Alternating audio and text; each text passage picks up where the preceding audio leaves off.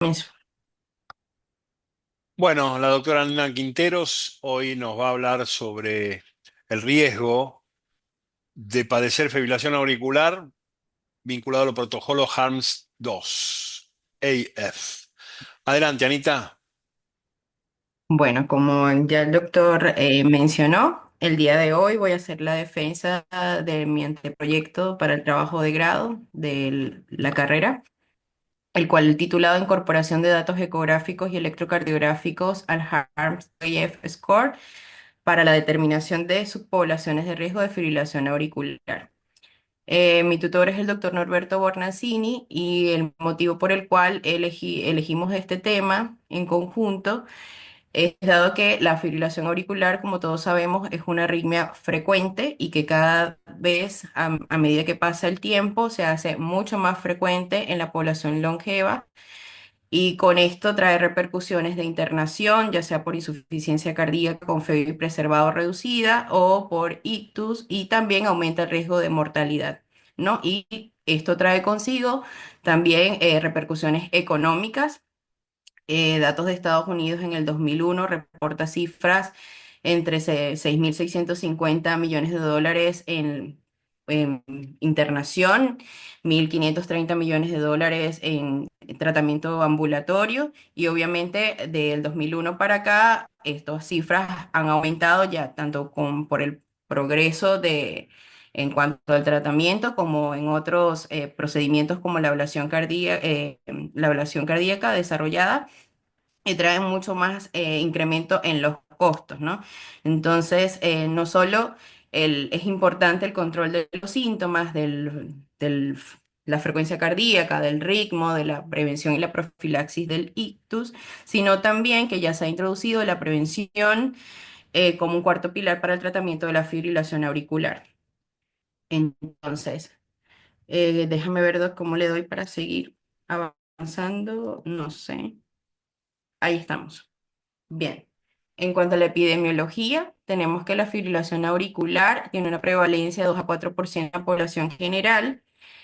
En Estados Unidos, que es el país pionero en el estudio de la prevalencia de la fibrilación auricular, actualmente tiene una prevalencia de más de 3 millones de personas y prevé que esto se duplicará para el año 2050 de 1,2 a 2,6 en incidencia millones de personas y en prevalencia de 5,2 a 12,1 millones de personas.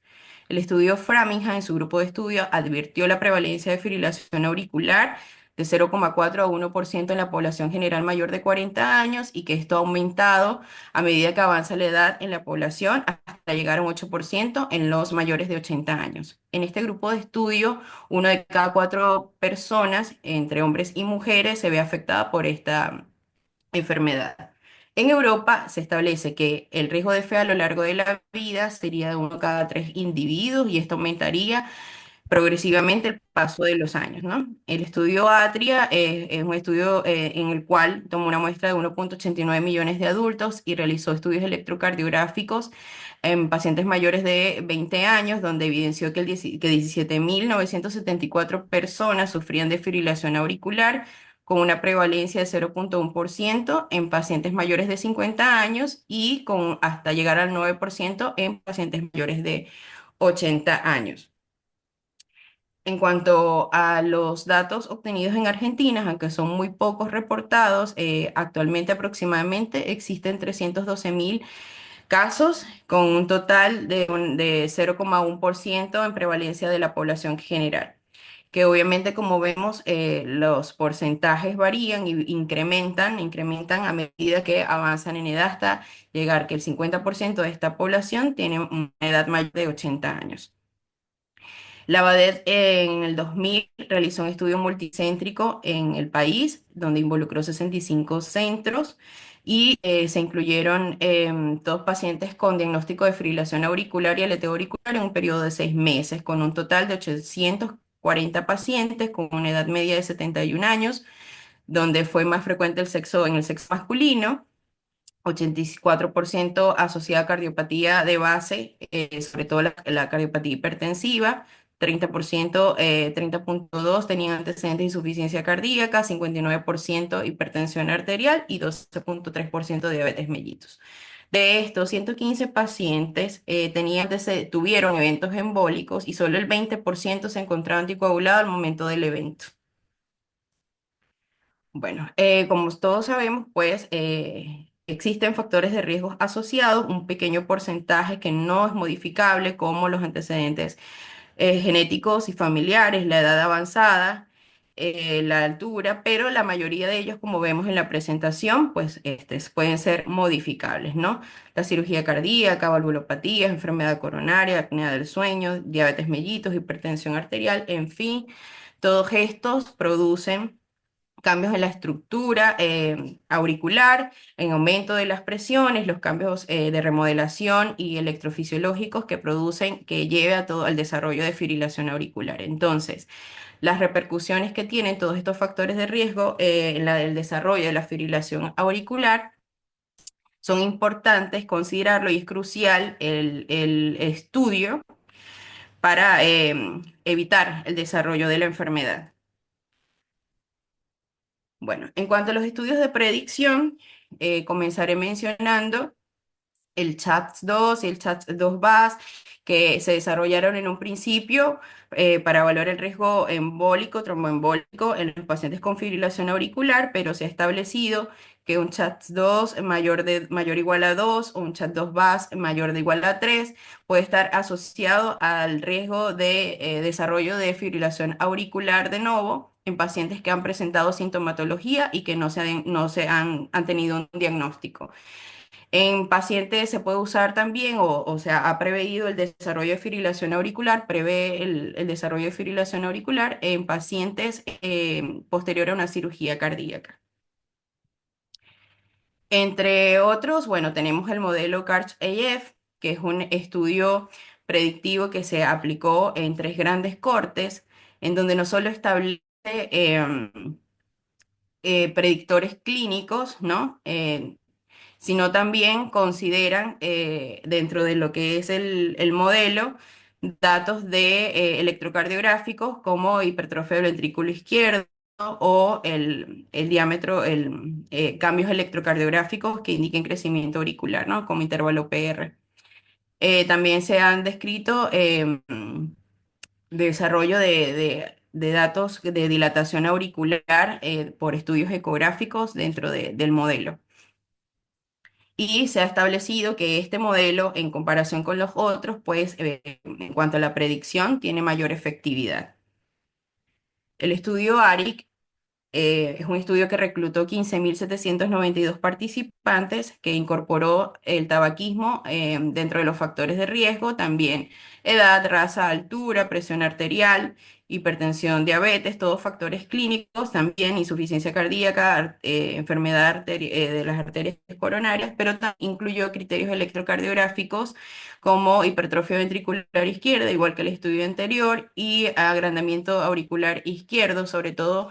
Este estudio estableció que datos en lo que era la fuerza terminal negativa del PR en B1, que reflejaba la activación auricular izquierda, se tomaba los datos o se multiplicaba la duración en segundos, ¿no? Por la amplitud de este componente negativo bimodal en B1, y si se obtenía un resultado menor o igual a 0,04, se podía considerar este un límite de mayor riesgo de desarrollo de fibrilación auricular.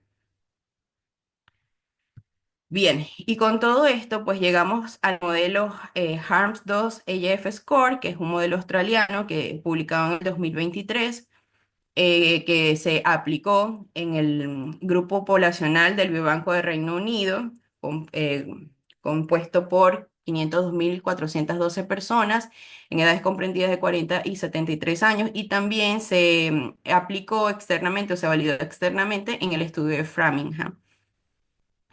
Em, obviamente, de toda esta población se descartó los pacientes que al momento del registro de estos estudios tuvieran antecedentes de fibrilación auricular. Tomó en cuenta todos estos factores de riesgo que vemos del lado derecho de la presentación estableciendo un puntaje hasta 14 puntos donde se encuentra hipertensión, la edad, el índice de masa corporal, el sexo masculino, la apnea del sueño, el tabaquismo y el consumo de alcohol. Y estableció tres grupos de riesgo. Según el score, de 0 a 4, un riesgo bajo para el desarrollo de fibrilación auricular, de 5 a 9, un riesgo intermedio, y de 10 a 14, un riesgo alto para el desarrollo de fibrilación auricular. Se demostró que la efectividad se podía ser comparable con el modelo del Biobanco de Reino Unido y se mostró superioridad en cuanto a la población de Framingham, ¿no? Al estudio, el modelo de Framingham y también del ARI. Eh, la ventaja que se vio en este estudio en comparación con los otros modelos es que, como vemos en el score, solo se incluyen parámetros clínicos, que es lo que le da ventaja con respecto a los otros, porque debido a la facilidad de la aplicación en la población general en todos los centros de atención primaria. Sí, un comentario, Anita. Es interesante ver cómo esos parámetros clínicos fueron elegidos en función de los procesos de proinflamatorios. Es decir, si volvés una atrás, nos vamos a fijar Lo vuelvo a... que, sí, una más. Nos Ok. fijamos que como procesos proinflamatorios claros tenemos la edad, tenemos el body mass index aumentado, el alcoholismo, el tabaquismo, es decir, son una serie de procesos proinflamatorios que llevan a la cardioesclerosis y llevan a la metaplasia auricular y su desorganización eléctrica. Es decir, que están muy bien trazados porque todos ellos tienen manifestaciones clínicas fácil de pesquisar y evidentes. A mí me gustó mucho de este score fundamentalmente ese aspecto. Adelante. Bien. Bueno. Bueno, obviamente la dilatación auricular izquierda está íntimamente relacionada con el desarrollo de fibrilación auricular y la determinación de esta a través del estudio ecocardiográfico es un excelente marcador de remodelado auricular, que está obviamente y evidentemente asociado a una edad avanzada, independientemente si tiene factores de riesgo cardiovascular o no. Y bueno, y este estudio, que es el estudio Regicor, que generalmente lo que quería estudiar era la asociación del bloqueo interauricular, de estas alteraciones electrocardiográficas que se podía ver en la población, y ver la asociación de esto al desarrollo de fibrilación auricular, ¿no? Entonces, un estudio que se realizó entre 1999 y 2005, y se realizaron dos estudios transversales en los que participaron 9.380 individuos. Y luego en el 2009 y el 2013 se invitaron a estos participantes a un segundo examen, ¿no? Pacientes mayores de entre 25 y 79 años. Y a esto se les realizó estudio electrocardiográfico para la evaluación de la duración y la morfología de onda P, donde se evidenció que no era necesario, o sea, no estaba íntimamente relacionado el bloqueo interauricular avanzado con el desarrollo de fibrilación auricular, sino más una duración de la onda de más de 110 milisegundos podía aumentar o estar íntimamente relacionado al aumento de fibrilación auricular.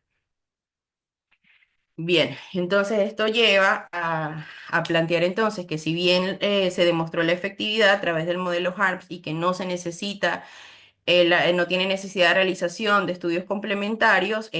Lo que queremos plantear o tenemos la teoría, la hipótesis es que es probable que agregando al score datos de eco y electrocardiograma, sobre todo en esa población de riesgo intermedio, que si bien en el estudio no está especificado cuánto fue el porcentaje de la población, pero que en lo que realizamos se vio que era un gran porcentaje de la población general, pudiéramos realizar su clasificar poblaciones de riesgo intermedios en altos y bajos, como el caso del tromboembolismo pulmonar, cuando se aplican datos de biomarcadores y de disfunción ventricular derecha. Entonces, el objetivo general, planteamos demostrar la utilidad de la incorporación de datos obtenidos mediante el ecocardiograma y el electrocardiograma, el SCORE, con el fin de identificar subpoblaciones de riesgo de desarrollar fibrilación auricular dentro de la población de riesgo intermedio. Los objetivos específicos, entonces, evaluar la efectividad del modelo HARPS 2AF score al realizar a pacientes de riesgo bajo, intermedio y alto, ¿no? de desarrollar fibrilación auricular en este grupo demográfico. Analizar la relación entre la dilatación auricular izquierda medida por eco y la morfología y el tamaño de la onda P, el electrocardiograma y su impacto en la clasificación de riesgo de fibrilación auricular y realizar un seguimiento prospectivo de desarrollo de la fibrilación auricular en los pacientes clasificados y subclasificados para determinar la efectividad del modelo propuesto en la predicción del desarrollo de fibrilación auricular. Bueno, este es un estudio prospectivo de corte longitudinal cuya muestra está conformada por 87 pacientes con un promedio de 68 años sin antecedentes de fibrilación auricular, de los cuales a todos se le realizó el score y además de esto se midió el área del diámetro auricular izquierdo por eco y se realizó el estudio de la morfología de la onda P a través de electrocardiograma, específicamente de la derivación de Lewis para mayor precisión. Se clasificaron los pacientes en riesgo bajo, intermedio y alto según el score y se subclasificó en riesgo intermedio bajo aquellos que tenían score para riesgo intermedio y dilatación auricular ya sea por eco o electrocardiograma y riesgo intermedio alto aquella población que estaba clasificada según el score dentro de riesgo intermedio y presentaron dilatación auricular por eco y electrocardiograma. El seguimiento de estos pacientes se realiza actualmente a través del sistema de consultorios médicos, telemedicina y realización periódico de Holter, ¿no? Eh, bien, los criterios de inclusión se consideró edad mayor de 40 años y sin antecedentes de fibrilación auricular, cuyo motivo de consulta solo fue control de salud. Los criterios de exclusión, pacientes en tratamiento con antiarrítmicos o beta bloqueantes, pacientes portadores de marcapasos y antecedentes de enfermedad coronaria conocida y valvulopatías no resueltas. Bien, dentro de los resultados, el 31,03% de los pacientes se clasificaron con riesgo bajo, de los cuales el 8% presentó dilatación auricular por área y 3,45% por diámetro. En ellos no se detectó dilatación auricular en este grupo por estudio electrocardiográfico. El 63,82%, que es la gran mayoría, se clasificó según el score dentro del riesgo intermedio, de los cuales el 64,37% se subclasificó en riesgo intermedio bajo y un 3,45% dentro del riesgo intermedio alto. Y solo el 1,15% se registró como dentro del grupo de alto riesgo para el desarrollo de fibrilación auricular, donde solo se registró dilatación auricular a través de ecocardiograma, pero no a través de electrocardiograma. Hasta la fecha, no se ha demostrado en el seguimiento desarrollo de fibrilación auricular. Entonces, en conclusión, seguimos insistiendo en que estos datos agregados al score podrían aportar datos similares en el caso del tromboembolismo pulmonar. Em, Sin embargo, se requiere seguimiento más prolongado para confirmar esta hipótesis. Bueno, muchas gracias.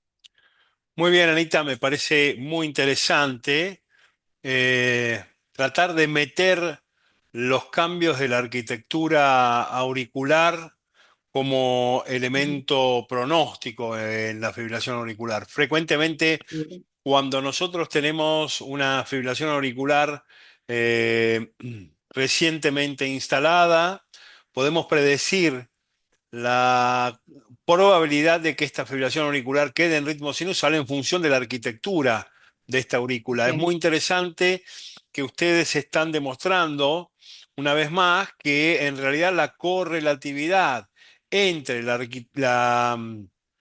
alteración de la arquitectura auricular y de la morfología de la S y de la P, perdón, y el PR en el electrocardiograma no es tan sensible ni específica. ujú, Y esto sin duda es muy interesante. Es importante este trabajo porque fundamentalmente lo que uno necesita hacer es predecir y tomar la decisión si va a anticoagular o no va a anticoagular al paciente. claro. Recordemos que en los mejores protocolos de investigación clínica en coagulación con anti-K, en fibrilación auricular, los pacientes están apenas un 65% del tiempo anticoagulados y que en realidad, excepto condiciones como el Parkinson-White o la miocardiopatía hipertrófica, la fibrilación auricular mata por anticoagulación, mata por embolia y evita la mortalidad por anticoagulación. Con lo cual es importante insistir y entender en este tipo de scores para tomar una decisión si anticoagular o no un paciente, que es una decisión no menor en función de la mejoría del pronóstico y no menor tampoco en función de los efectos adversos que esto puede generar. La estructura del trabajo es muy buena. Ahí el doctor Bornacini se ha lucido, evidentemente. Y a mí me parece muy interesante. Agregaría a tu presentación Ok, un poco más de datos respecto de la fisiopatología de la fibrilación auricular vinculada a la arquitectura auricular, que esto ok, es interesante, el tema de la isquemia auricular, el tema de la fibrosis, el tema de la aparición de la fibrilación auricular, sobre todo en pacientes con insuficiencia cardíaca y fracción de eyección preservada. Esto es algo ok. que enriquecería mucho el trabajo. Bueno, Anita, Listo, lo voy a tomar te en cuenta, gracias. felicito, muy, muy bien.